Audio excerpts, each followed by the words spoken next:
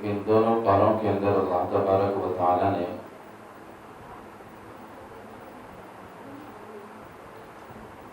مختلف طریقے سے اپنے بندوں کو یہ بات بتلائی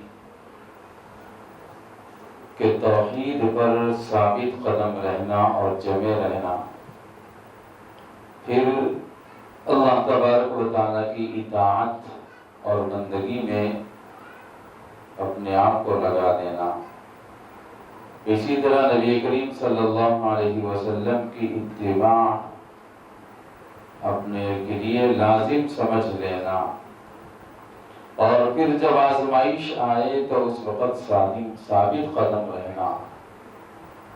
یہ چند احکامات ہیں جو مشترکہ طور پر الگ الگ آیتوں میں اللہ تبارک و تعالیٰ نے ذکر فرمایا۔ ہم بندے ہیں، ہمارا کام ہے اللہ کی بندگی کرنا، بس ہمیں اپنے آپ کو بڑا سمجھ کر یا کسی بھی اعتبار سے لائق اور فائق سمجھ کر کوئی فائدہ نہیں۔ ہم بندے ہیں، غلام ہیں، اللہ تعالیٰ کی بندگی ہی میرا اور آپ کا کام ہے، اللہ تعالیٰ کی اور اس کے نبی کی غلامی اور اطاعت کرنا ہی یہ میرا اور آپ کی کامیابی کے لیے ضمانت ہے۔ اس سے ہٹ کر ہم لوگ کامیاب نہیں ہو سکتے۔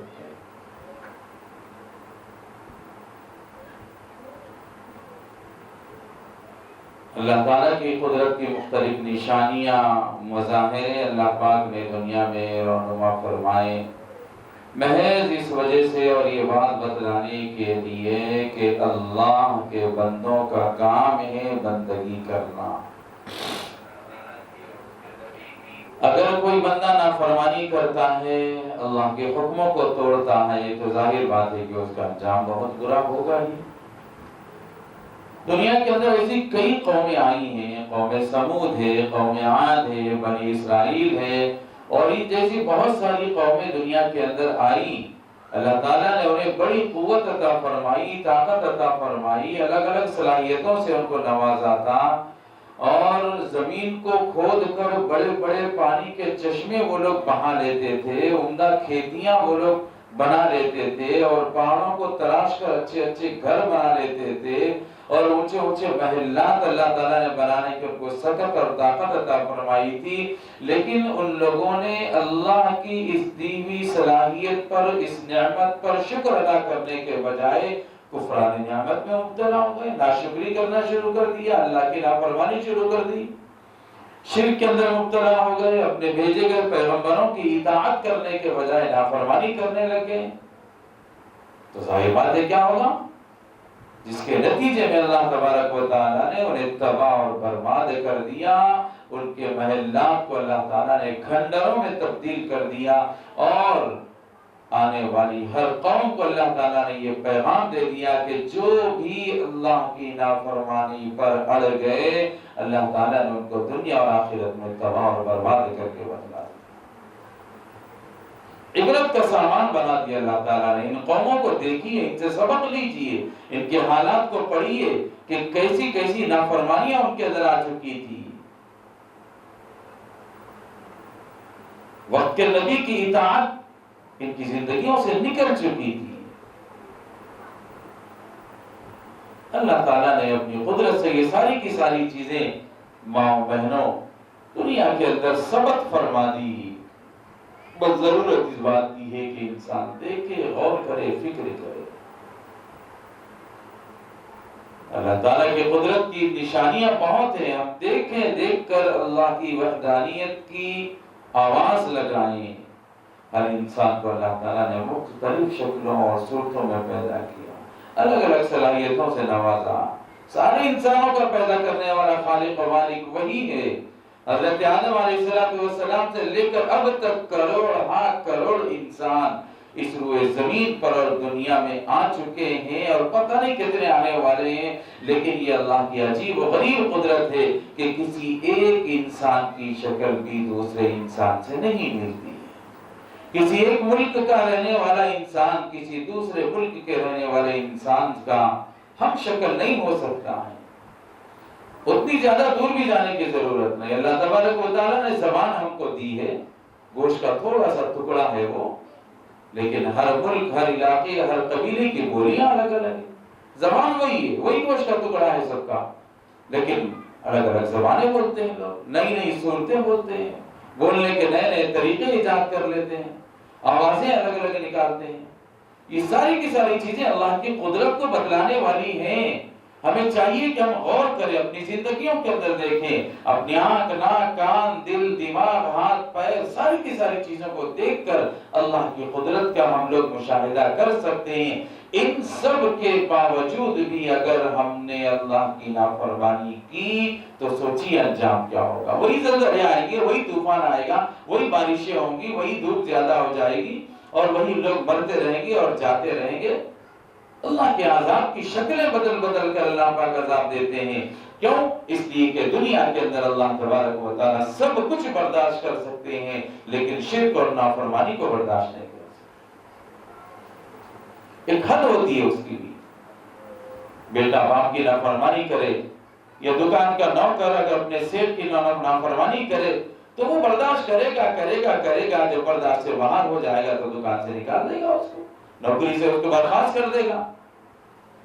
صاحب ضابطہ یہی، اصول یہی ہے۔ اللہ تبارک و تعالیٰ کا بھی اصول یہی ہے جائے کہ اللہ تعالیٰ اپنے غفور الرحیم ہونے کا ثبوت بارہا دیتے رہتے ہیں، اور بندوں کو اتنی نافرمانیوں کے باوجود، میری اور آپ کی زندگی میں اتنے گناہ ہونے کے باوجود بھی اللہ تبارک و تعالیٰ نے کبھی ہم کو رزق سے محروم نہیں کیا۔ چاہتے تو رزق سے محروم کر سکتے تھے، کیونکہ ہم نے نافرمانی کی ہے ان کی، اور نافرمانوں کا کوئی حق نہیں ہوتا ہے۔ اس لیے اللہ تعالیٰ اگر چاہتے تو ہمیں تباہ اور برباد کر سکتے تھے، لیکن آج تک اللہ تعالیٰ نے زندگی دی، عزتوں سے نوازا، کھلا رہے ہیں، پلا رہے ہیں، اچھا پہنا رہے ہیں، اچھے گھروں میں رکھوا رہے ہیں، سب کچھ اللہ تبارک و تعالیٰ کر رہے ہیں۔ تو ہمیں اس کی مہلت کو غنیمت سمجھ کر اللہ کے سامنے معافی مانگنا چاہیے، اور توبہ اور استغفار کرنا چاہیے۔ اللہ تعالیٰ کے مطیع و فرما بردار بندے بن کر زندگی گزاریں گے تو ہی کامیابی اور کامرانی میرا اور آپ کا مقدر بنے گی۔ جس لمحہ میری اور آپ کی زندگی میں نافرمانی آ گئی تو سمجھو کہ میرا اور آپ کا زوال شروع ہو گیا، اللہ تعالیٰ کی نظروں سے ہم لوگ گرتے چلے جائیں۔ اللہ تعالیٰ کا کوئی شریک نہیں، یہ ہمیں اپنی زبان سے بولنا چاہیے، دوسروں تک یہ پیغام کو بھی پہنچانا چاہیے۔ وحدہ لا شریک لہ، ذات و صفات میں اللہ تعالیٰ کا کوئی ہمسا نہیں ہے، کوئی شریک اور سہیم نہیں ہے، اور اگر کوئی مانتا ہے اس طریقے سے تو وہ شرک والے گناہ کے اندر مبتلا ہے، اور اس کی سزا بھی جہنم۔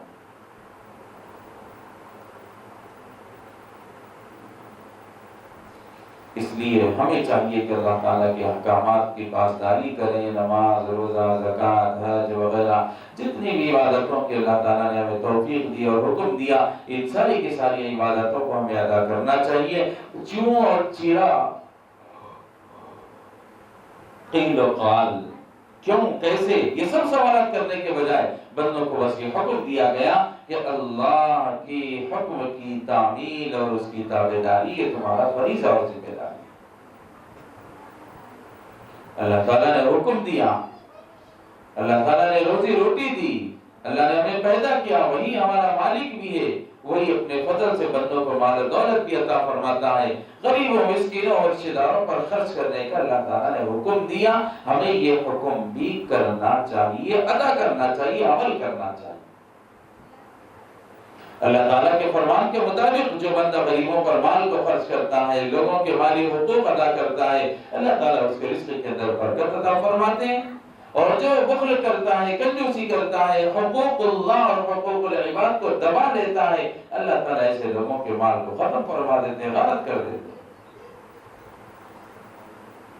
اللہ ہمیں بھی حقوق کی ادائیگی کی توفیق نصیب فرمائے۔ قیامت کے دن اللہ تبارک و تعالیٰ ہمارے ان کارناموں، ہمارے ایک نیک اعمال، یہ اعمال صالحہ کی وجہ سے ہم کو ممتاز کریں گے، بتلائیں گے کہ یہ بندہ دیکھو کتنا اچھے کام کیا کرتا تھا۔ وہاں کوئی اپنا نہیں ہوگا، سب پرائے بن جائیں گے، باپ بیٹا نہیں ہوگا کوئی، بیوی نہیں ہوگی کوئی، کوئی کسی کا پرسان حال نہیں ہوگا. تمام دنیا کے انسانوں کو اللہ تبارک و تعالیٰ ایک میدان میں جمع فرمائیں گے. ہر شخص کو اپنی نجات اور اپنی کامیابی کی فکر لگی ہوگی، اور اس دن کی ہولناکی کا عالم ایسا ہوگا کہ کوئی بھی کسی کو ساتھ دینے تیار نہیں ہوگا. آج اگر راستہ چلتے ہوئے گاڑی سے گر جاتے ہیں تو لوگ پھر بھی مدد کر لیتے ہیں، ہیلپ کر لیتے ہیں، اٹھا لیتے ہیں، گاڑی سنبھال لیتے ہیں، گرنے والوں کو سنبھال لیتے ہیں، کوئی چوٹ تو نہیں آئی دیکھتے ہیں، کوئی پانی پلا لیتا ہے وغیرہ وغیرہ. لیکن میدان حشر جس دن اللہ تعالیٰ ساری مخلوق کو جمع کریں گے، اس دن کوئی کسی کا پرسان حال نہیں ہوگا. اپنی کوکھ سے پیدا کرنے والی اولاد کو ماں فراموش کر دے گی اور بیٹا اپنی ماں کو فراموش کر دے گا. نہ باپ بیٹے کے کام آئے گا، نہ بیٹا باپ کے کام آئے گا. حالانکہ پوری زندگی باپ نے اپنی اولاد کے لیے محنت کی، مجاہدے کیے، دن کو دن نہیں سمجھا، رات کو رات نہیں سمجھا، اور محنت کی، مزدوری کی، جو کچھ کر سکتا تھا اپنے بچوں کی تعلیم کے لیے، تربیت کے لیے، ترقی کے لیے، ان کی حق ادا کرنے کے لیے، کھلانے پلانے کے لیے، ان کی خواہشات کی تکمیل کے لیے سب کچھ کیا یہ باپ. لیکن جب باپ کی ضرورت پڑے گی، باپ کو ضرورت پڑے گی بیٹے کی میدان حشر میں، تو بیٹا پہچاننے سے انکار کر دے گا. وہ بتلائے گا کہ نہیں میں آپ کو نہیں پہچانتا ہوں، مجھے اپنی کامیابی کی فکر لگی ہے، میرا کیا بنے گا اللہ کے سامنے، مجھے یہ فکر لگی ہے. اس لیے وہاں پر صرف اپنے اعمال کام آئیں گے، اللہ تبارک و تعالیٰ کے سامنے کوئی اور چیز کام نہیں. یہاں تک کہ آپ کو معلوم ہونی چاہیے نبی کریم صلی اللہ علیہ وسلم کی چہیتی اور لاڈلی بیٹی حضرت فاطمہ رضی اللہ تعالی عنہا کو خود اللہ کے نبی نے فرمایا کہ فاطمہ حضور کی بیٹی ہو، بخشی جاؤ گی، ایسا مت سمجھنا، وہاں تمہارے اعمال ہی تم کو کام آئیں گے. یعنی باپ کی نسبت بھی کام نہیں آئے گی. اس لیے اپنے اعمال کی فکر کرتے رہو. انسان اگر اس دن عزت پائے گا تو اپنے عمل کی وجہ سے، اگر انسان اس دن ذلیل ہوگا تو اپنے عمل کی وجہ سے. اس لیے دنیا میں ایسے کام کر لیجئے کہ غریبوں کی مدد کر دیجئے، ضرورت مندوں کی ضروریات کی تکمیل کر دیجئے، کسی بیوہ کی مدد کر دیجئے، کسی یتیم کی مدد کر دیجئے، کسی دینی ادارے کی مدد کر دیجئے، کسی مسجد کی مدد کر دیجئے. آپ جو کر سکتے ہیں نیک عمل دنیا کے اندر کر لو. اللہ کے دیے ہوئی مال و دولت کو صحیح جگہوں پر خرچ کر کے اللہ کو راضی کرنے والے بن جاؤ، تو کل یہی اعمال تمہارا ساتھ دینے والے ہیں، ورنہ کوئی تمہارا ساتھ دینے والا نہیں. آخرت کی رسوائی اور ذلت سے ہمارا بچنا چاہتے ہیں اگر، تو ایک ہی راستہ ہے دوستوں اور بزرگوں، ماں اور بہنوں، ناظرین اور سامعین، کہ ہمیں دنیا کی زندگی کے دھوکے سے نکل کر آخرت کی تیاری میں لگ جانا چاہیے. اللہ تبارک و تعالیٰ نے قرآن مجید میں فرمایا یوم یفر المرء من اخیہ، آدمی اس دن اپنے بھائی سے دور بھاگے گا، وامہ وابیہ، اپنی ماں سے کوسوں دور جائے گا، اپنے باپ کو پہچاننے سے انکار کر دے گا، وصاحبتہ وبنیہ، اور شوہر اپنی بیوی کو، بیوی اپنی شوہر کو فراموش کر دے گا، اپنی اولاد کو بھول جائیں گے سب. لِكُلِّ امْرِئٍ مِّنْهُمْ يَوْمَئِذٍ شَأْنٌ يُغْنِيهِ، ہر ایک کے لیے ایک شان بے نیازی ہوگی. یعنی وہ بس یہی سوچے گا کہ میرا کیا ہوگا، میرا کیا ہوگا، میرا کیا بنے گا، میرے ساتھ اللہ تعالیٰ کیا فیصلہ فرمائیں گے، کیا داہنے ہاتھ میں نام اعمال دیں گے یا بائیں ہاتھ میں نام اعمال دیں گے، جنت کا فیصلہ فرمائیں گے میرے لیے یا جہنم کے عذابات کے میرے اوپر مسلط کر دیے جائیں گے. یہ فکر ہر بندے کو لگی ہوئی ہوگی. اگر ہم آخرت کی اس فکر سے بچنا چاہتے ہیں تو دنیا کی زندگی کو غنیمت جان کر اللہ کی اطاعت اور نبی کی اطاعت کے اندر زندگی گزار لیں، بس فکر ہو جائیں. اللہ تعالیٰ ضرور ہمیں کامیاب فرمائے. قرآن مجید کی ان آیتوں کے اندر اللہ تعالیٰ نے یہی حکم دیا کہ ہر معاملے میں تمہیں چاہیے کہ قرآن و سنت کو دیکھیے، قرآن و حدیث کو دیکھیے، اللہ کا حکم دیکھیے اور نبی کریم صلی اللہ علیہ وسلم کی اتباع کو دیکھیے. ہر مومن کو اللہ تعالیٰ نے یہی ہدایت دی اور ایمان والوں کو یہ ہدایت کا نور ملا ہے. اس لیے ان کو چاہیے کہ وہ نبی کریم صلی اللہ علیہ وسلم کے فیوز و برکات سے اپنی آخرت کی زندگی کو راحت والی زندگی بنانا چاہتے ہیں تو دنیا کے اندر اطاعت لازم۔ حضور علیہ السلام نے کر کے بتلایا اپنی امت کے ایک ایک فرد کو، شفقت، ہمدردی، مہربانی، احسان، یہاں تک کہ دشمنوں کے ساتھ بھی اللہ کے نبی نے احسان فرمایا۔ ان تمام چیزوں کا خلاصہ اور حاصل یہی ہے کہ اللہ کی اطاعت اور بندگی ہمارے لیے لازم اور ضروری ہے، اسی میں میری اور آپ کی کامیابی ہے۔ خدا تعالیٰ ہر قسم کی نافرمانی سے مجھے، آپ کو اور سارے عالم کے مسلمانوں کو محفوظ فرمائے اور ہر طرح کی اطاعت و اتباع کرنے کی ہمیں توفیق عطا فرمائے۔ آمین۔ وآخر دعوانا ان الحمد للہ رب العالمین۔